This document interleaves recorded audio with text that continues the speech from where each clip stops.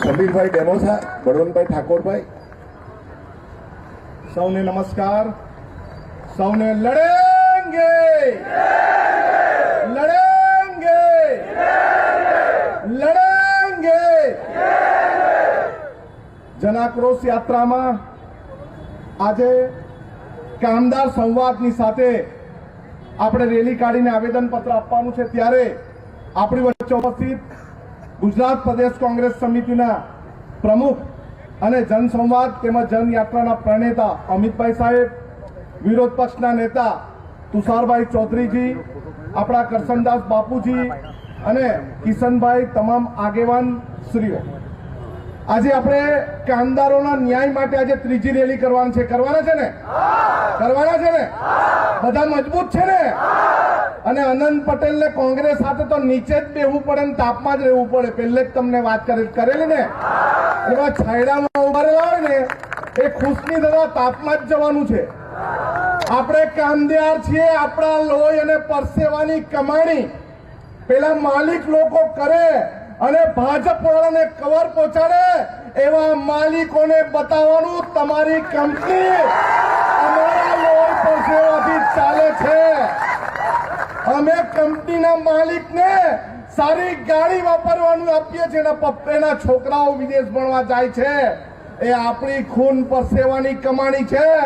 એટલે કોઈ માલિક જેવી દાદાગીરી કરતો હોય કે કામદાર વગર અમારું કારખાનું કે ઉદ્યોગ ચાલશે, ભાઈ એ દિવસો ગયા છે. કામદાર વગર કોઈનું ભલું થવાનું નથી અને એ આજે આપણે બતાવવાનું છે. આલોક કંપનીમાં ઘણા બધા એચઆર દાદાગીરી કરે. અરે કાલથી આલોક કંપની બંધ કર દો, તાળા માર દો અને બહાર બેસી જાઓ. બેવા તૈયાર? તૈયાર?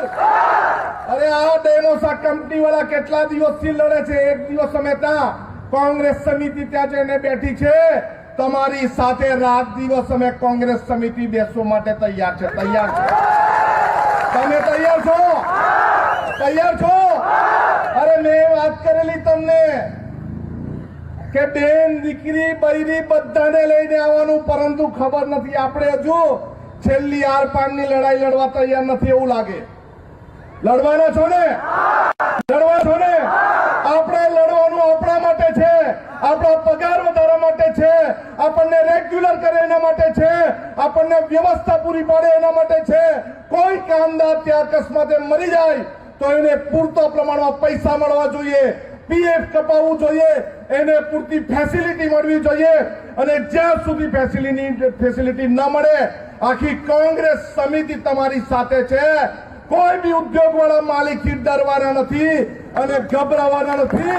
છેલ્લા શ્વાસ સુધી તમારી સાથે છે, તમારી વચ્ચે છે અને લડવાના છે. આજે પોલીસ મિત્રો આવ્યા છે.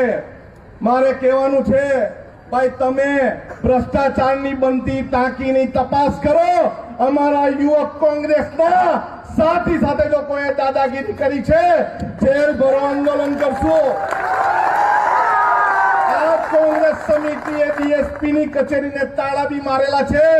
અમે બેસીને તમારી કચેરીનો ઘેરાવ કરશું અને જે પીઆઈ માં બહુ દાદાગીરી ને બહુ તુમાખાશાહી હોય, તમારામાં તાકાત હોય, તમારી રેલી અટકાઈને બતાવો, પછી અમે તમને બતાવશું. આજે વલસાડમાં પુલ બનીને તૈયાર છે. દિલ્હી વાળા દાઢી વાળાની રાહ જોતા છે કે શું તે સમજ નથી પડતી. અમે પણ અહીંયા કોંગ્રેસ સમિતિની આગેવાનીમાં બ્રિજ ખોલી દેશું. આ સુવિધા માટેનો બ્રિજ છે, કોઈના બાપની જાગીર નથી. અમારા ટેક્સના પૈસાથી બને છે, કોઈ બીજા પૈસા કોઈ આપવાના નથી. આજે તમામ કંપનીના કામદારોને વિનંતી છે, આપણે આપણા આગેવાનોને સાંભળીને સંપૂર્ણ સાચીથી ગાંધી ચિંધ્યા માર્ગે અનુસંધાનમાં રહીને રેલી કાઢીને સીધા કલેક્ટર કચેરીને વોર્નિંગ આપવાની છે. અમે વાપીમાં આવેદન પત્ર આપ્યું છે, અમે લેબર ઓફિસરને આવેદન પત્ર આપ્યું છે, અમે પ્રાંત અધિકારીને આવેદન પત્ર આપ્યું છે.